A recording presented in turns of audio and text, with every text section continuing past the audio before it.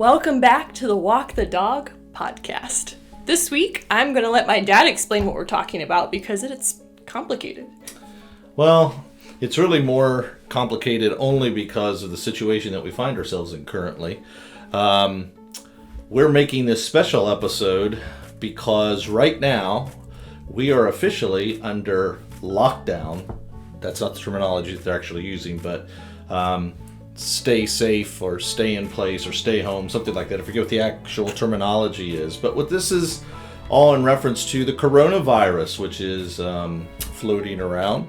And so we thought we would take advantage of the fact that we're both trapped here at home, and you probably are as well, to take a moment and think about what have we learned from Hollywood that could help prepare hours of wasting our lives watching TV. Well, not just TV, but also Hollywood in reference to movies. It's true. What things have we learned from these movies, from these television shows that could help us survive an apocalyptic situation like the coronavirus? And so what I'm going to be doing is talking specifically about things that I think that you could learn, that I've learned from these different media that would help you survive an apocalyptic situation. And then Caitlin is going to peer a little bit deeper into the world of sci-fi. And why don't you explain what you're going to be doing? I am going to be explaining how you can survive in any one of these TV shows or movies in case you find yourself transported to an alternate universe, because we are living in strange times. Absolutely. And if you catch one of these said viruses, you might be delusional and find yourself mentally in a parallel universe. And so whatever she's going over would be very helpful. So we're going to go ahead and jump into this. And what we've done is we've broken it down by different movies and television shows. And so we're going to start with a TV show, one of our favorites that we've watched for, well, not since the beginning as far as it came out, but once it came out and you could binge watch it, we watched it together, and we did just that, a lot of binging, and that's The Walking Dead. I actually started watching it before you. As is the case with many shows and movies, I find out if it's good or not, and then you start watching it with me. Not how I remember it, but I'll take your word for it since I'm old. All right, you want to kick us off? Okay, I'll kick us off. So, here, I've got a couple of things, and I'll do one, and then we'll go back to you. We'll kind of bounce back and forth here. One of the things that will help you, that I learned from The Walking Dead to survive an apocalyptic situation, would be to stay put and learn to grow corn really well. Now, here's why I say that. Staying put, first of all, you'll notice in all of the episodes that gardening is always better than when they go out scavenging. True. I mean, bad things always happen when they go scavenging. Mm-hmm. So first of all, stay put. Don't go running around. I mean, that's what we're supposed to be doing right now. We're locked down, so we're already kind of practicing the stay put component. But the other thing that I learned is the gardening element, which would cause you to stay home. You're not scavenging for food. And I think what you do is you grow corn. Learn to grow corn really well. So you grow the least nutritious vegetable? It is starchy. It has no nutritional value. But if you eat it, it will help put on some pounds. And I haven't researched this medically, but... Huh? So we'll have fat hungry people. We'll have fat hungry people. Okay. I mean, it would be a good staple to have because you can make a lot of things out of it. That's true. Not just food, but I'm thinking of things like this as well. Not only can you have something, would you have something to eat in a variety of different measures, be that ground up corn to make cornmeal and tortillas, things like that. But also, you could make things from the husks or the cobs.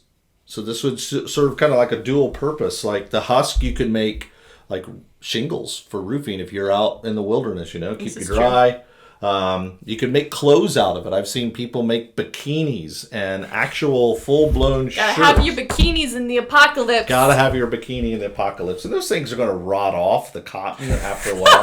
I thought that you're talking about the bikini is going to rot off. It is. But not from corn husk. And if you know how to plant it well, it's easy. You got cotton, you got to weave it and all that stuff. Not only that, toys. You can make toys from the husk. You make little dolls to play with, so that'll help keep your sanity. And then finally, what's one of the big problems right now? toilet paper. Toilet paper. So you have dual function there, or dual option, not function. You could use a corn on the cob or a corn cob for wiping, or you could use a husk. So this is not all because you're from Indiana and you have a bias towards corn, is it? Maybe in my subconscious mind somewhere in the deep crevices exists Crevasses. a love for corn. But hey, as this one commercial used to say, there's more in corn in Indiana. But I digress. So what about you? Let's say we get trapped in the actual world of The Walking Dead. Right. So before we move on, you talking about how corn can be used for toilet paper. They actually have this at our local state park. So we live in Newberry, which is, I don't know, it's like the ratchet version of town of Tioga.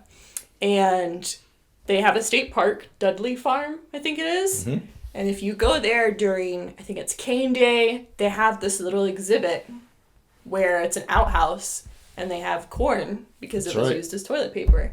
I do remember that. But it was weird. They would use the cobs, not the husks. Yeah, well, I don't want to get too graphic here, but let me just simply say that the cob has crevices that happen to catch and grab things. So the husk may be a little more on the slippery side. Oh, that's true. That's true. So take us to the alternate universe. How do you survive if you get trapped in the actual universe of The Walking Dead? Right. Well, so it's not an easy answer. It is an apocalyptic show, so you can't just simply be a good person because you could get killed if you're a good person. We've seen that happen with Glenn and many others. Sure. And if you're really bad, you might live, you might die, you might live long enough to become this weird gray character who just kind of hangs out in jail all the time because the writers don't know what to do with him. But my strategy, other than running fast, would be to live with the Amish. The Amish? Yeah. Really? Just go in and join the Amish community. They already live pretty much without electricity. True. They're very peaceful people, so they'd probably take you in. And then on the outward, they're peaceful. On the outward, they're peaceful, like any good cult. You got to watch the Harrison Ford movie. I forget what it's called, but go ahead. And it would be great because it would also serve as a mission field, too. So you could, be a missionary to the Amish community during the apocalypse. It's a great time for people to evaluate their beliefs because everything's changing. And you get some great furniture. Great furniture. And barn building. And barn building. And their food is outstanding. Right. They know how to live off the grid already. They do. I mean, they're cooking some of the best food you'll ever have. Yeah. My other answer to this question... This is really only if you know us, which I feel like most of the people who listen to the podcast know us and for some reason still choose to listen. The Walters family. Mm-hmm. The Walters family, I think, would do very well in the apocalypse. They have a daughter who wishes she could be a cat. I just think that having those feline instincts helps you get into small places, hide. You're not very social, so you're not missing people a lot. I think that they would do great in the apocalypse. Plus, I think... if it came down to it, they'd be willing to make the hard choices and sacrifice people. They would. A couple of their children, I think, have the potential to be cold-hearted killers, and I mean that in the kindest way. Now, before you leave the world of The Walking Dead, I do have one other thing, and it kind of fits into your first answer, and I think this transitions very well into the real world. Something that you can learn from The Walking Dead, and that is to create a scale of good and nice to evil and crazy. Okay. And that scale, 1 would be you're really, really good, you're really, really nice. 10 would mean you're really, really evil, you're really, really crazy. And I think what you want to do is land somewhere on like a 7.5 or an 8. So that you're closer to crazy evil. Because if you think about guys like Rick Grimes or Shane Walsh, his brother-in-law, they start out pretty good guys, but